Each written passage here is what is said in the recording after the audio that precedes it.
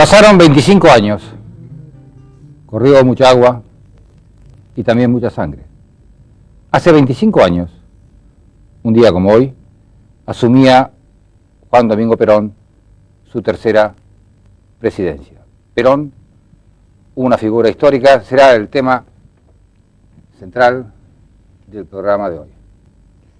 Hay que recordar un poco las condiciones en las que se produce esta llegada de Perón a su tercer mandato, que había sido un objetivo largamente anhelado por las mayorías en la Argentina. Había sido el objetivo desde el momento del golpe de septiembre del 55, una de las consignas que habían acompañado todas las luchas de los distintos sectores del peronismo, expresaba claramente por el retorno de Perón y el pueblo al poder, y ese retorno solo se concebía con Perón recolocado en la presidencia. De hecho, cuando se produce en 1972 el proceso de deterioro de la dictadura de Lanusse y la necesidad de encontrar una salida, las trampas, las chicanas puestas habían evitado la posibilidad de que Perón llegara en primera instancia a la presidencia. Se produce el interreño de Cámpora y además se profundiza hasta niveles trágicos el enfrentamiento interno en el peronismo.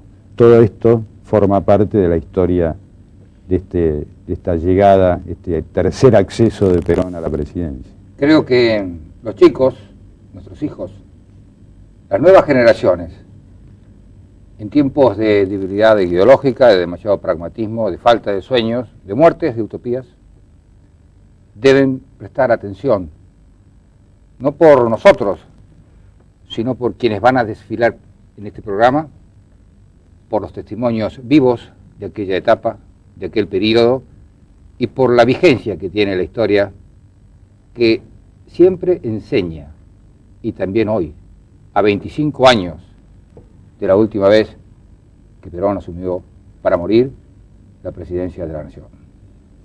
Sí, este objetivo tan anhelado del pueblo peronista se convierte, por imperio de las condiciones en las que se produce, en una situación, un fenómeno histórico y político muy ambivalente, porque por un lado consuma esa lucha de 18 años, pero por el otro, por la situación, por la edad del general, por su estado de salud, desaparece muy pronto, tiene apenas 7 meses de mandato, y por esta situación de profundización de los enfrentamientos internos en el peronismo, se abre una etapa durísima que conduce directamente a la dictadura más sangrienta que tuvo este país, la que se inicia con el golpe de 1976. Bueno, es hora de ir al informe que nos va a poner adecuadamente en el marco de este tema.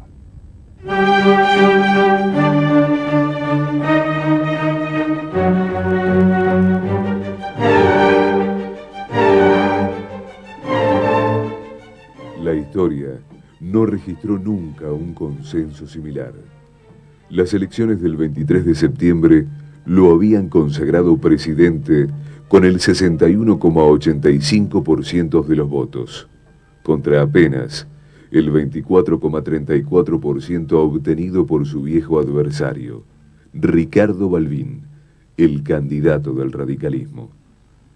El 12 de octubre de 1973, apenas 4 días después de cumplir 78 años, Juan Domingo Perón iniciaba con esa fuerza de origen su tercer mandato constitucional. Y sin embargo, el retorno de Perón al poder era, en gran medida, la culminación de una larga lucha, dramática lucha, heroica lucha popular de 18 años. Implicaba el cierre feliz de aquel luche y vuelve que se transformó en la bandera política más cara para las mayorías, en una etapa del país en el que esas mayorías tenían un compromiso cotidiano con lo público, con la política, difícilmente entendible para los parámetros de hoy. Y sin embargo, aquel 12 de octubre de 1973, en su mensaje de asunción ante el Congreso, Perón dejaba expresado el esbozo del último gran intento de proyecto nacional, autónomo, inclusivo y actualizado, el que después desarrolla en su modelo argentino.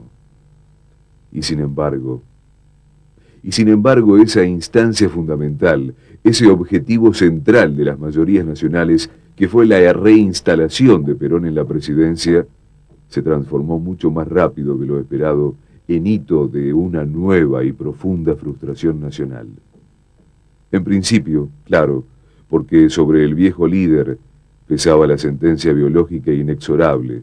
Después de solo 7 meses de ejercicio de su mandato, el 1 de julio de 1974 sobrevino su muerte. Pero la frustración también fue el resultado de las condiciones objetivas que enmarcaron su llegada a la tercera presidencia.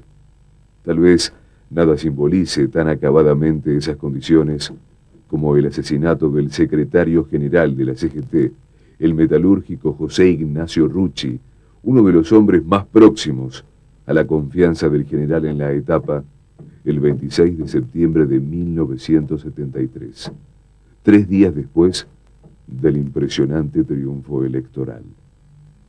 Fue un operativo de la organización Montoneros, la estructura armada más poderosa del peronismo, conformada por una generación de jóvenes que había estado, junto a otras organizaciones similares, en la vanguardia de la lucha por el retorno de Perón, y que creyó que ese protagonismo la habilitaba para compartir con el líder la conducción del proceso.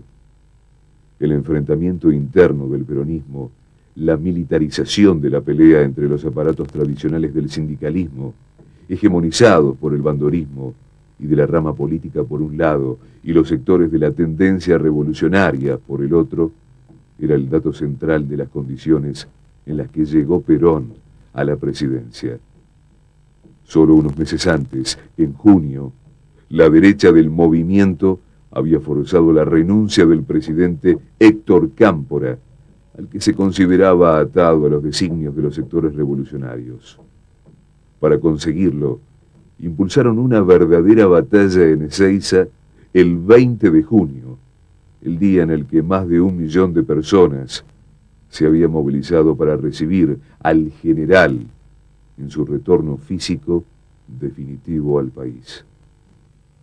La influencia de un oscuro personaje convertido en asistente personal imprescindible, mezcla de mago y de operador de la extrema derecha, José López Rega, fue otro dato central del momento, hasta el punto de que impidió en su alianza con el bandorismo la posibilidad de concretar un entendimiento histórico, la fórmula Perón-Balbín, que tal vez hubiera permitido evitar años de tragedia al país. En su lugar, impuso la candidatura a vicepresidente de Isabel Perón, una variante que la historia se encargó de condenar. Esa dinámica interna, esas influencias, la tarea de zapa de un poder económico que veía en el proyecto del viejo general una barrera a derribar para sus intereses, según el mismo Perón lo denunciara en su última aparición frente al pueblo, el 12 de junio de 1974, fueron los signos de la época. Revisarlos implica entender mejor lo que nos pasó desde entonces. Los elementos de esta revisión histórica están planteados, son elementos polémicos, o en todo caso que abren una interpretación polémica. Nuestros invitados de hoy, todos protagonistas de la época, con además participación activa en el desarrollo posterior del peronismo y hasta nuestros días, seguramente tendrán visiones distintas de estas condiciones en las que llegó Perón a su tercera presidencia, de los motivos que determinaron la historia posterior, seguramente podremos tener con ellos un debate lo suficientemente amplio y exhaustivo como para empezar a aclarar algunas de esas situaciones históricas. Vamos a un corte y volvemos después con ellos.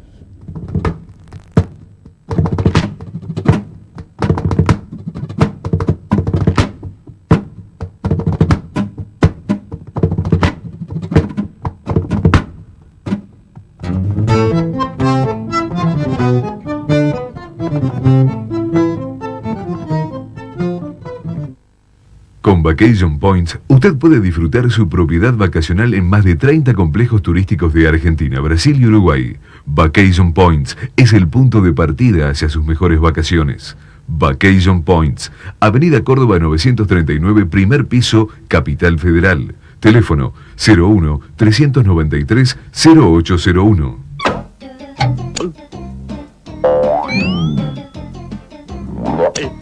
Un auto con 5 puertas. Un auto de ciudad para 5 personas. Un auto deportivo con un supermotor.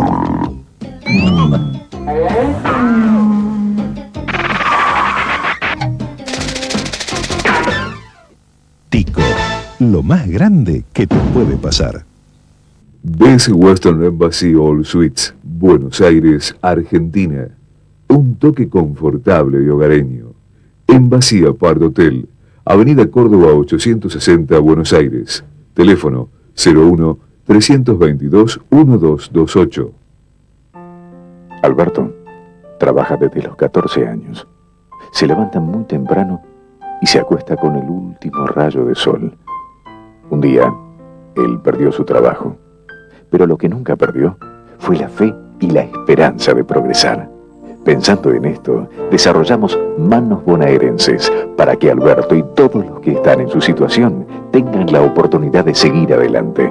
Por eso, en el Consejo Provincial de la Familia y Desarrollo Humano, estamos generando microemprendimientos para que cada uno de los beneficiados sea su propio jefe.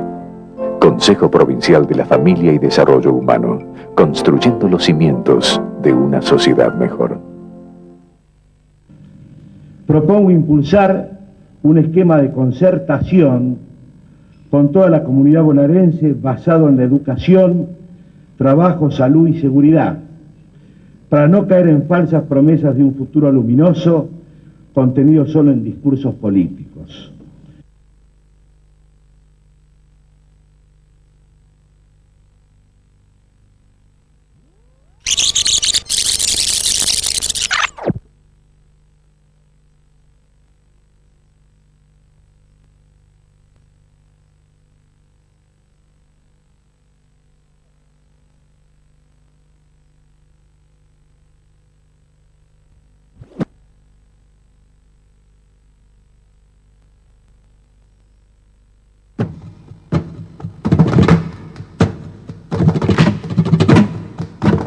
Primer testimonio. Hoy, diputado de la Nación. En 1973, senador nacional. Oraldo Britos, un peronista. Britos sentado aquí para comenzar de a poco, en el orden que usted quiera, el enfoque respecto del papel de Perón en la historia, sin mucho discurso. Sí, pero antes vamos a pedir una opinión de un historiador permanente del peronismo, Fermín Chávez. Bueno, enseguida volvemos. Va a tener una guía ahora.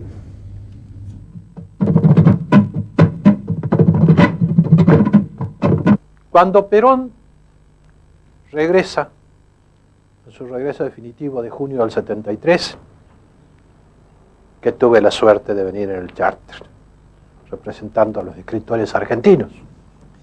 Cuando Perón llega al país, se encuentra con un país muy complicado. Lanusse había perdido la partida, porque en rigor de verdad, Lanusse quería ser él, llegar, continuar por la vía institucional. Por eso es que entabló un diálogo con Perón y mandó emisarios a Madrid. Pero en esa partida, en ese juego, finalmente Perón impuso su ganó la partida, digamos. Eso le permitió primero un primer regreso en el año anterior, en noviembre, y el regreso definitivo de junio del 73.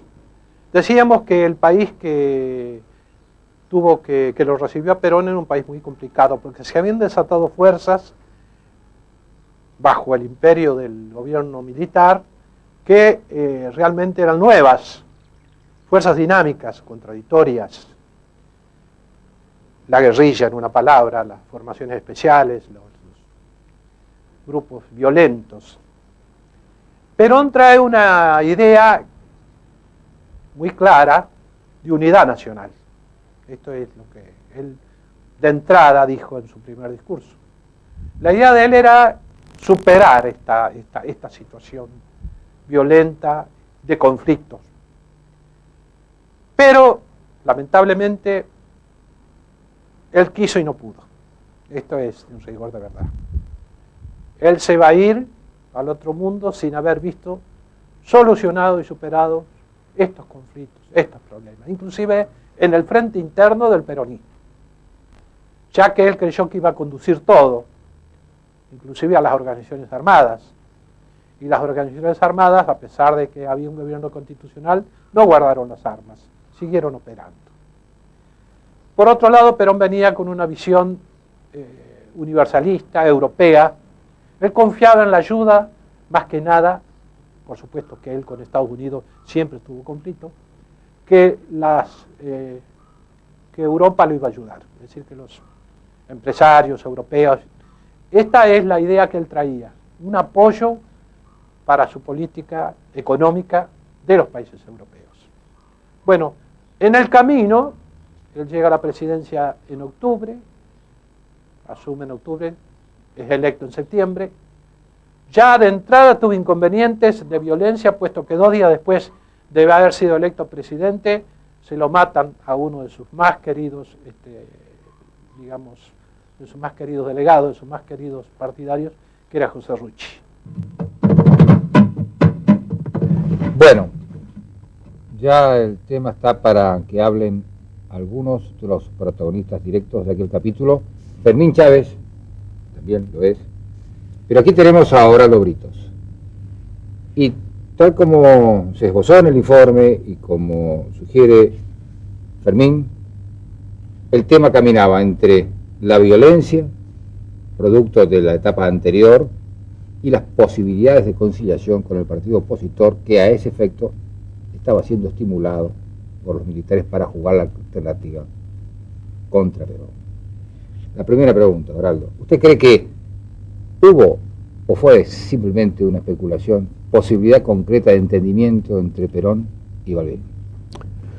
Bueno, personalmente creo que se podían dar esas cosas, pero no olvidemos que una etapa importante de la vida del peronismo es la resistencia, o sea, después del 55. Esos cuadros de la resistencia tenían la capacidad de manejar un poco la cosa en orden, pero también el general Perón, que necesitaba la juventud, en aquel momento le había dado un lugar importante a los jóvenes. Nosotros habíamos realizado, desde el sindicato habíamos realizado una etapa importante. Yo creo que el plan de lucha que se concretó en el año 64 fue una de las cosas más importantes que se hizo. Los jóvenes cuando están en política son completamente apasionados, es decir, tomaron nuestras banderas y se dedicaron a trabajar con mucha fuerza, pero también no olvidemos que se suman a los jóvenes nuestros, jóvenes de otras extracciones políticas, es decir, no estaban conformados doctrinariamente como habíamos estado nosotros que tomamos la bandera del peronismo después del 55. Y aquí se produce, diríamos, una falta de entendimiento entre las fuerzas. Yo creo que todos queríamos lo mismo, el regreso de Perón. Lo concretamos. Pero una vez que llega Perón, pareciera que en vez de dejar que el general pudiera manejar las cosas, empezamos a poner algunas trabas. No nos gustaba la presencia de López Rega, que era evidente que tenía una gran influencia. Nosotros teníamos un general ya de edad, pero un hombre que venía a constituir políticamente lo que tal vez todo el pueblo argentino quería, que era la unidad. Un radicalismo que no comparto ahí con Chávez cuando Fermín dice de que no se logra la unidad. Yo digo que sí, que a pesar de la muerte de Perón, a pesar del gran esfuerzo de Perón, nosotros logramos la unidad del pueblo argentino. Eso después. El abrazo de Perón y Balbín tuvo un gran significado. Esto nos ocurrió a los hombres que estamos en política de inmediato, lo sentimos. Esto tiene una gran influencia en la cultura política del país. Pero ¿por qué no se pudo hacer la fórmula? Porque hubo... No se pudo hacer la fórmula. Perón Balbín, digo, ¿no? Sí. Yo recuerdo que antes de asumir el general, yo fui invitado en una ocasión en Olivos se hizo una reunión. Todavía Perón no había asumido, pero en Olivos se hizo una reunión. Fui designado interventor del partido en Formosa. Y se estaba conversando del tema de ver la posibilidad de aliar a otra fuerza importante que era el radicalismo. Pero evidentemente, uno, como ocurre ahora, como ocurrió en todos los tiempos, que cuando un partido ostenta el poder, hay sectores que se ponen muy cerca del gobierno o quien conduce y no permiten que nadie más participe en la cosa grande. Yo creo que dentro de esos sectores, naturalmente, eran manejados por el propio López. Y usted piensa que en el radicalismo, digo, estaban estos sectores del peronismo que trabajaron en contra de la posibilidad de la fórmula, y estaban también sectores, ¿usted qué cree que pasaba en el radicalismo? Bueno, el radicalismo, yo creo que lo que nos enfrentamos en algunas oportunidades, vimos un radicalismo con un sector del radicalismo, con un odio tan grande hacia el peronismo, hacia las transformaciones, hasta el acceso que tuvieron los sectores más humildes a ese gobierno que fue el peronista desde el 46 en adelante, que no nos podían perdonar eso. Todo lo que nos había ocurrido en el 55, observamos que aparecen otra vez los gorilas, que estaban dentro del radicalismo, también tenían sus gorilas. Y son ellos los que no permiten que esta actitud de Ricardo Balbín, que había sido un gran jefe de la oposición del peronismo, un hombre muy capaz, que justamente con Unamuno creo que fuimos a verlo los últimos días a La Plata, cuando pocos días después falleció, un hombre que vivía austeramente. Yo creo que Balbín ya estaba preparado porque creo que Perón le había transmitido que él quería la unidad del pueblo argentino y Balbín lo sentía así. Pero dentro de los cuadros partidarios del radicalismo, una parte muy importante, evidentemente, no lo compartía. ¿Usted cree que hubiera cambiado la historia con una fórmula Perón-Balbín? Yo creo que sí. Yo creo que hubiéramos transitado un camino que nos podría haber dado, tal vez, no sé si aquella generación, pero a las generaciones futuras, otros resultados. Yo creo que, porque entiendo que en el radicalismo tiene gente que piensa como nosotros también por el país, como pensaron otros partidos políticos. Pero había gente que estaba ligada, es decir, no olvidemos del alvearismo, que en una oportunidad... Bueno, un operador fundamental de la NUCE había sido Monroy, ¿no? Un hombre del radicalismo para... Pues yo creo que también ahí con Monroy, alguien tenía que hacer la transferencia del poder, y en aquel momento estaba insertado en el gobierno de facto el doctor Monroy, que posteriormente fue la figura de esta transmisión del poder. Ahora, cuando se produce la crisis con la renuncia de Cámpora, la de Solano Lima, el Congreso tiene una participación institucional importante, porque también obliga a Díaz Vialet a renunciar. ¿Usted recuerda cómo fue aquello desde la Cámara del Senado? Sí. La reunión se realizó donde actualmente es el comedor del Senado. En ese tiempo el bloque nuestro, que era el Frejuli, se reunía ahí. Ese día asistió Cámpora, asistió el hermano de Cámpora, el doctor Díaz Vialet.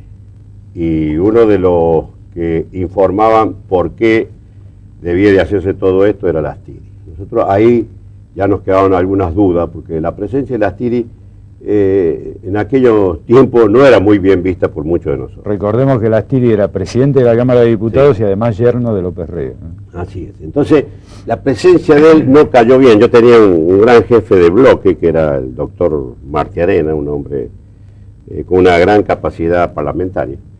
Y ese día se armó una gran discusión, un debate, Pero finalmente se llegó a la conclusión que era la forma para poder acceder Perón a la presidencia.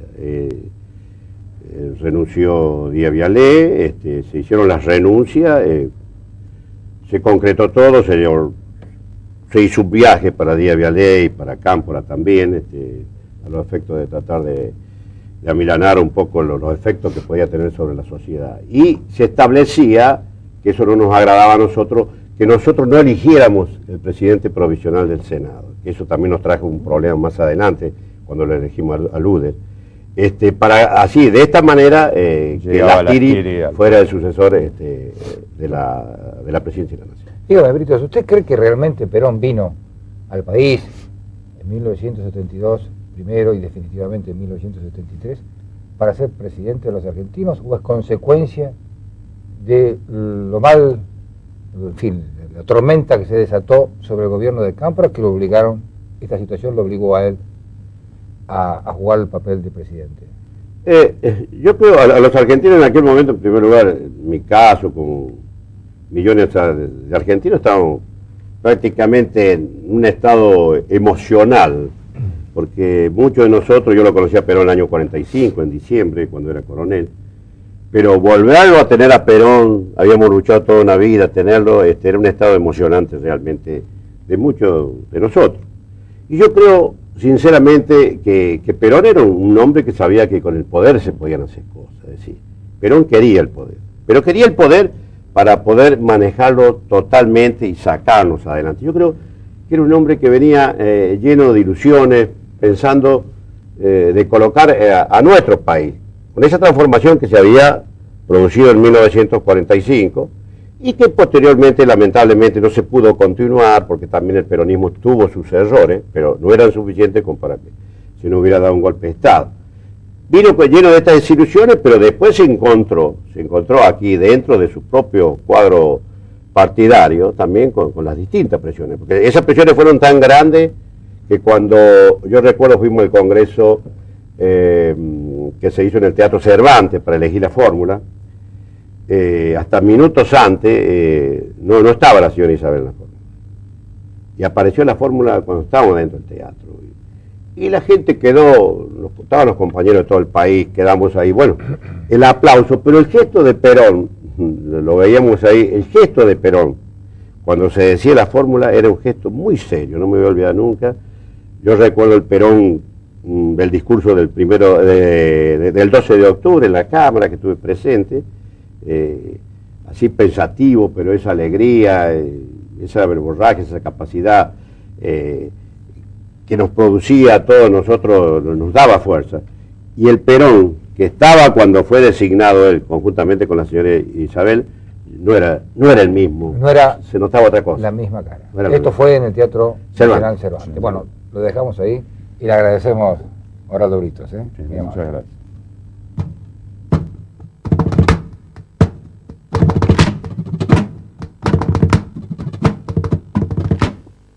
Con Vacation Points, usted puede disfrutar su propiedad vacacional en más de 30 complejos turísticos de Argentina, Brasil y Uruguay. Vacation Points es el punto de partida hacia sus mejores vacaciones.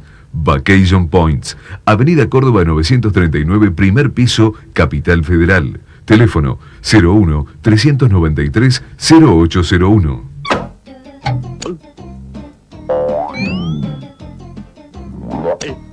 Un auto con 5 puertas. Un auto de ciudad para 5 personas. Un auto deportivo con un supermotor.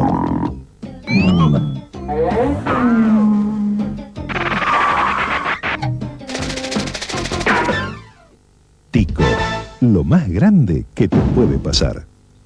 Best Western Embassy All Suites, Buenos Aires, Argentina. Un toque confortable y hogareño.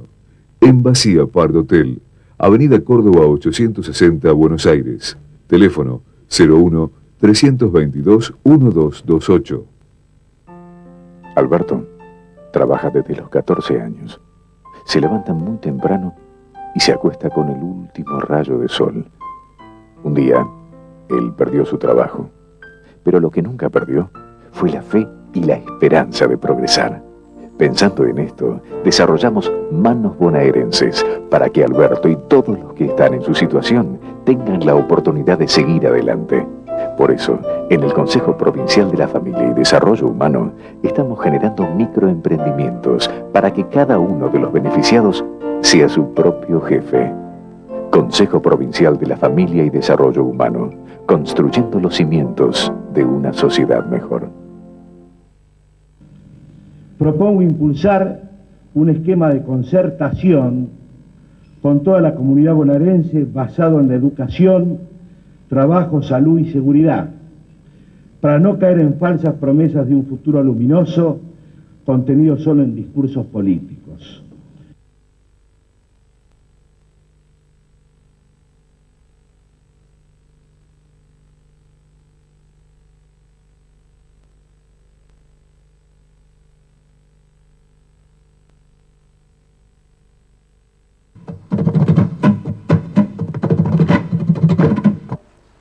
Entre esos factores de poder que jugaron a partir de octubre del 73, figuraban primero lo que eran grupos organizados, como era el poder sindical, concretamente las 62 organizaciones.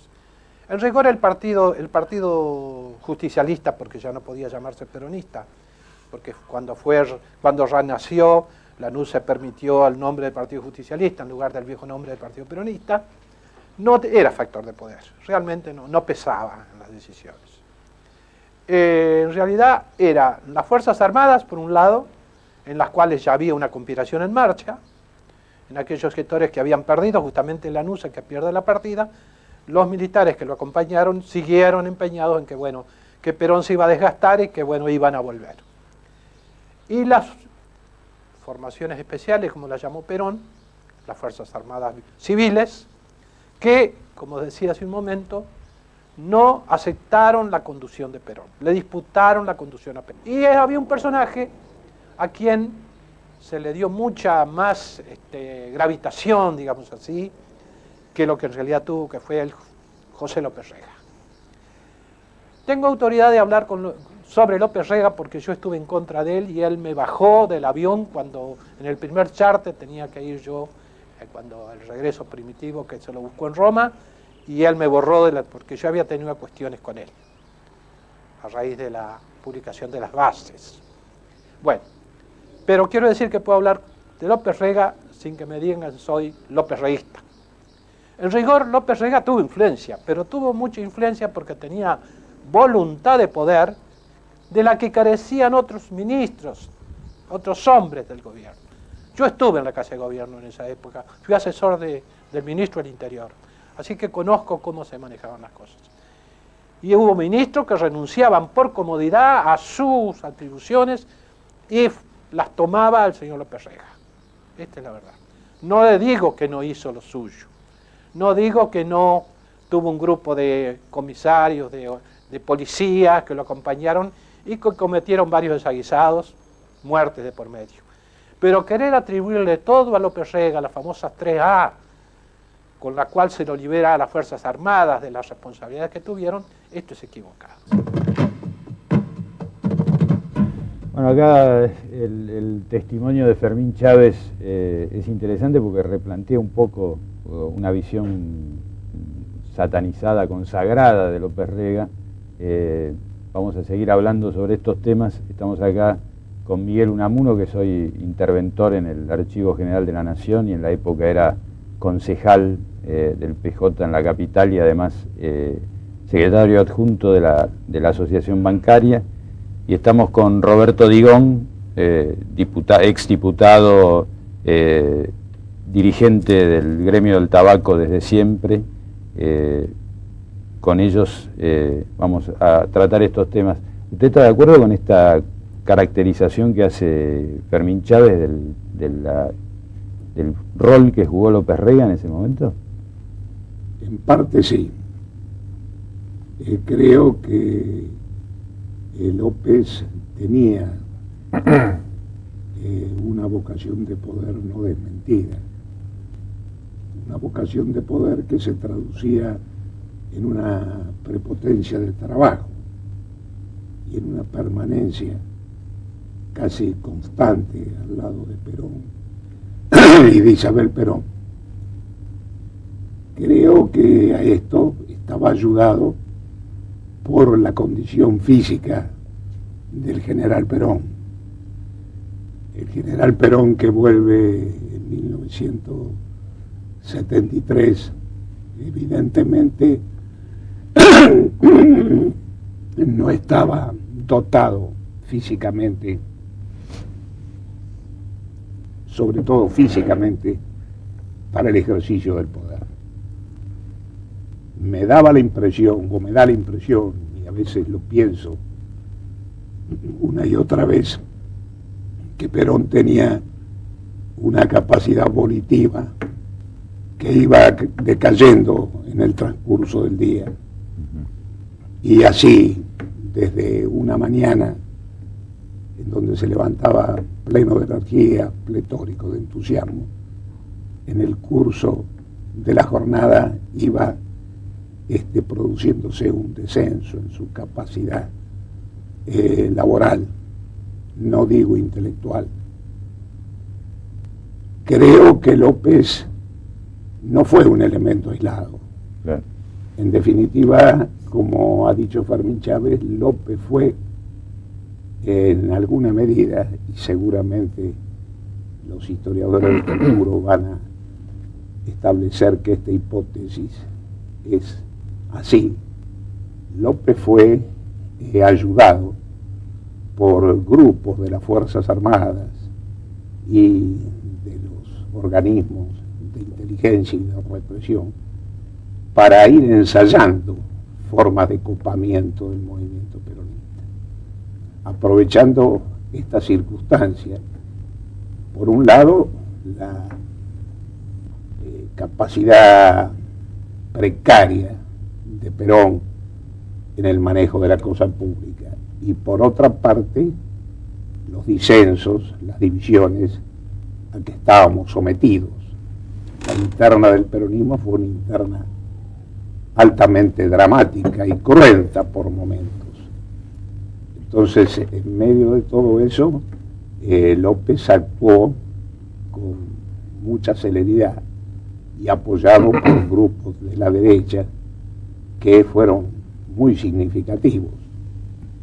Creo incluso, y escuchaba la primera reflexión donde participó el compañero Chávez y el compañero Brito, que la idea de Perón era que el radicalismo lo acompañase en la fórmula presidencial que habría de ser consagrada en octubre de 1973. Sería una deshonestidad histórica mía decir que yo dialogué muchas veces con Perón, pero algunas veces sí lo hice. Y tengo para mí que Perón, porque así nos lo manifestó una y otra vez, Perón entendía que el desencuentro con el radicalismo que se operó en los inicios de su vida pública y que culminó con el enfrentamiento que lo llevó a la presidencia en 1946, fue un gran desencuentro que a él lo preocupó y lo persiguió permanentemente durante toda su existencia posterior. Alguna vez hablando en Gaspar Campos, él nos dijo a algún grupo reducido de compañeros que el país había perdido casi un cuarto de siglo, merced a la disensión entre radicales y peronistas. Vigón, ¿usted cómo cree que jugó la estructura sindical en toda esta etapa de enfrentamientos internos, en este condicionamiento de la llegada de Perón a su tercer mandato? Toda esta tragedia. Bueno, con distintos matices, el sindicalismo argentino, mayoritariamente de origen y formación peronista, acompañó y luchó, realmente tuvo y perdió hombres importantes desde el 55 hasta 1973 y mucho más después de 1976. Pero creo de que no fue el factor principal ni desencadenante en cuanto a los sucesos que tuvieron en 1973.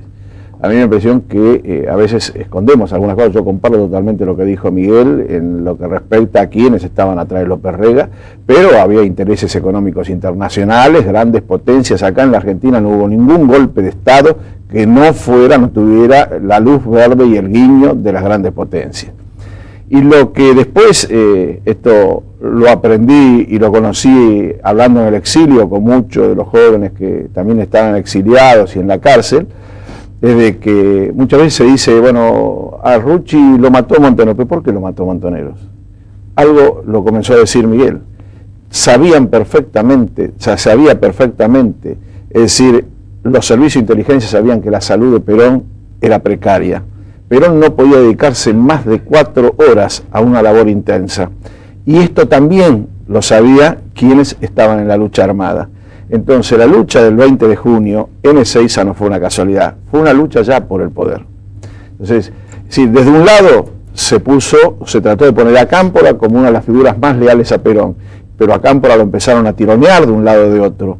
Los servicios de inteligencia por un lado, las grandes potencias por otro. Entonces, lo que dice Miguel, el reemplazo era la democracia, Perón-Balbín.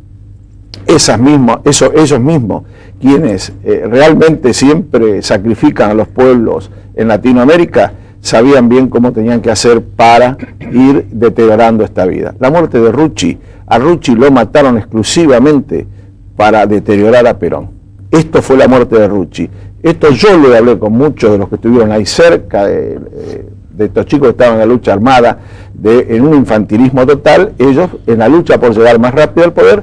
¿Por qué? Porque la muerte de Rucci lo afectaba a Perón y creían que era tanto por el aprecio que le tenía Perón a Rucci que con esto conseguían deteriorarlo totalmente. Y del otro lado, López Rega, que era la figura principal siniestra, que defendía los intereses realmente inconfesables de un montón de cosas, llevaron a esta situación al país de un desencuentro. Si Perón hubiera estado en toda su potencia, podría haber conducido todo esto. Por eso él buscaba a quien tenía una experiencia política, que era Ricardo Balbín, para poder ayudarlo. No haciéndolo, la muerte de Rucci, no yendo Balbín, buscando a una mujer sin perspectiva política y sin ambiciones políticas y tampoco con posibilidad de poder conducir, ni intelectualmente, ni por experiencia, evidentemente que lo que se buscó es lo más rápido, lo siniestro del plan del golpe de Estado de 1976, donde sufrió todo el pueblo argentino las consecuencias. La 62, los sectores que comandaban la 62 tampoco apoyaron la constitución de la fórmula Perón-Balbín. Algunos a favor de la fórmula. La 62 pero la 62 tampoco. Algunos hombres de la 62 no lo acompañaron, pero esto no fue por unanimidad ni nada por el estilo. Es decir, quienes por ahí tenían la posibilidad de estar cerca de este poder, influidos por todas estas situaciones que venían. No se olviden que nosotros veníamos constantemente de gobiernos dictatoriales. Esto es lo que influía. Es decir, el poder se manejaba a través de las armas. Las Fuerzas Armadas fueron la guardia pretoriana de intereses extranjeros en el país durante muchos años. Además había un elemento que no hacía fácil, porque más allá de la idea de unión nacional que Perón venía expresando ya desde los últimos tramos de su exilio europeo y de su presencia en el país, evidentemente la posibilidad de que un jefe del partido adversario fuese el posible derechohabiente de una circunstancia política que estaba dentro de lo previsible, evidentemente no conspiraba, no ayudaba, sino que por el contrario conspiraba, porque evidentemente la precariedad de la salud de Perón hacía que se produjera en cualquier momento un desenlace tan como se dio. Perdón, Miguel, pero esto que estamos tratando ahora, con esta distancia de un cuarto de siglo y con el propósito casi pedagógico de colaborar a que las nuevas generaciones tengan acabados datos de la realidad, esta visión dialéctica entre la división y la unidad. Eso, para usted especialmente, que es un historiador, ¿se ve porque se ha tomado distancia frente a los hechos? ¿O en 1973, o digamos en el preámbulo de esa década, estaba ya planteada? Para resumir la pregunta. Sí, sí, entiendo. La puja era la unidad como emblema político, como decisión, o era partidizar esa realidad. Nosotros, muchos de nosotros, no entendimos cabalmente el pensamiento de Perón en esa etapa. Seguramente, como ha dicho el compañero Britos, muchos de nosotros veníamos de una prolongada lucha que se había venido librando durante 18 años y teníamos una gran carga de fervores, de revanchas, y no percibimos la grandeza y la inteligencia del proyecto de Perón. Evidentemente, creo que entre Perón y los peronistas ha habido en muchas etapas una notoria diferencia. Pero no obstante eso, el peronismo, y fundamentalmente el peronismo sindical, que ha sido muy denostado, tiene en su haber datos que creo que lo elevan a la consideración de las generaciones del futuro. Con todas sus déficits, el sindicalismo nunca permitió la hegemonía total de López Rega. Por supuesto, se tomó sus tiempos, adoptó sus tácticas, eligió los frentes de batalla, pero lo que tiene que saber las jóvenes generaciones, mi estimado Armando Vidal, es que fue la clase obrera argentina, los trabajadores sindicalizados, los que determinaron la liquidación política de López Rega. Y las movilizaciones para que... Eso es así. Después se quiere decir, no lo echaron ninguno de los que posteriormente se rasgaron las vestiduras. Al contrario, muchos de esos lo halagaban y lo alcahueteaban, utilizando la expresión poco... Para dar una oportunidad a Digón. ¿Una oportunidad de qué? De corregir este curso histórico. Si estuviéramos en el 73, si Perón todavía no tuviera cerrada su fórmula, si la presión, digamos, antiperonista del radicalismo no gravitara con fuerza, y si López Rega no tuviera esa dimensión para hacer lo que hizo, ¿qué o cuántos, cómo se pudo haber evitado esto desde el sindicalismo? ¿Qué papel? Yo creo que teníamos que haber estado más cerca de Cámpora, porque Perón no quería en ningún momento ser el presidente del país nuevamente, quería ser el que convocara a la unidad nacional, quería ser el hombre que de consulta. Esto es lo que quería Perón, y lo manifestó constantemente, tanto estando en España como estando en la Argentina en los primeros tiempos.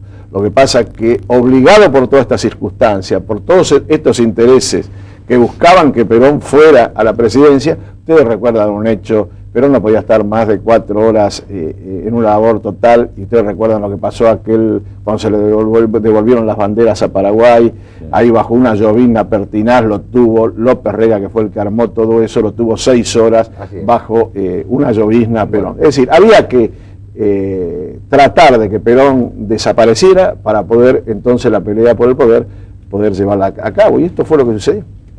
Lamentablemente no nos dimos cuenta de muchas de esas cosas. Mire, yo le voy a contar una anécdota, y aprovechando la reflexión que hizo el entonces senador y hoy diputado Britos. Cuando el Senado, en el año 74, 75, no pudo o no se ponía en condiciones de elegir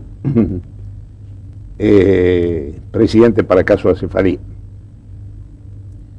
yo hice, a pedido de Lastiri, que por entonces era el presidente del partido, y dado que yo tenía muy buena relación con el radicalismo, yo hice una gestión para que el radicalismo dejara de manifestar la necesidad de elegir el presidente provisional del Senado. Hice una cena en mi casa, a la cual vino como invitado principal, porque por otra parte era el más importante de los referentes del partido opositor, Balbín. Y nosotros con Brito lo tratamos mucho a Balbín en esa etapa. Y anteriormente, al lado de Vittel en la lucha contra la dictadura. Y cuando yo le planteé que bueno, que al gobierno y a la presidenta le interesaba que el radicalismo no forzase la mano en la elección, en la necesidad de elegir al presidente provisional del Senado, Balbín me dijo, mire, Unamuno, ustedes se están equivocando tremendamente.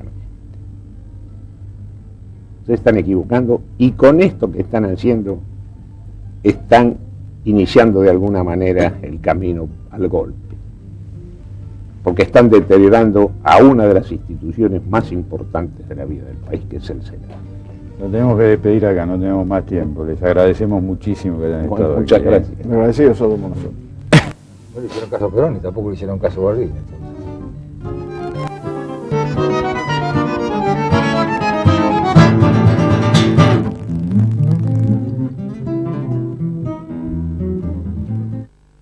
Con Vacation Points, usted puede disfrutar su propiedad vacacional en más de 30 complejos turísticos de Argentina, Brasil y Uruguay. Vacation Points es el punto de partida hacia sus mejores vacaciones.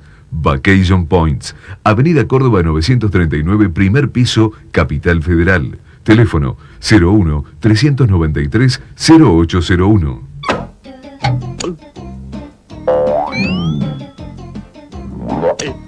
Un auto con 5 puertas. Un auto de ciudad para 5 personas. Un auto deportivo con un supermotor.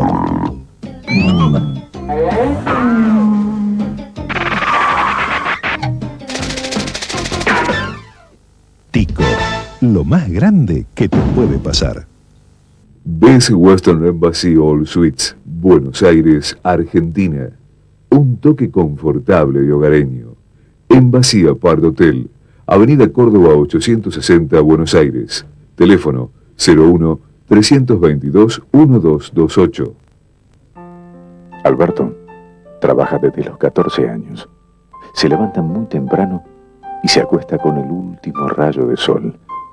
Un día, él perdió su trabajo, pero lo que nunca perdió fue la fe y la esperanza de progresar. Pensando en esto, desarrollamos Manos Bonaerenses para que Alberto y todos los que están en su situación tengan la oportunidad de seguir adelante. Por eso, en el Consejo Provincial de la Familia y Desarrollo Humano, estamos generando microemprendimientos para que cada uno de los beneficiados sea su propio jefe. Consejo Provincial de la Familia y Desarrollo Humano, construyendo los cimientos de una sociedad mejor. Propongo impulsar un esquema de concertación con toda la comunidad bonaerense basado en la educación, trabajo, salud y seguridad, para no caer en falsas promesas de un futuro luminoso contenido solo en discursos políticos.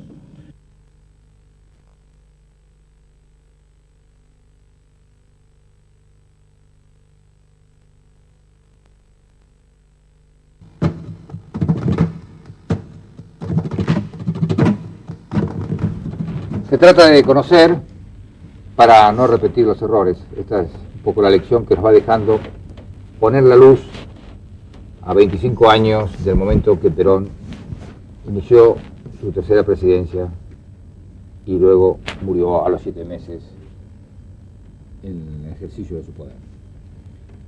¿Qué balance sacas?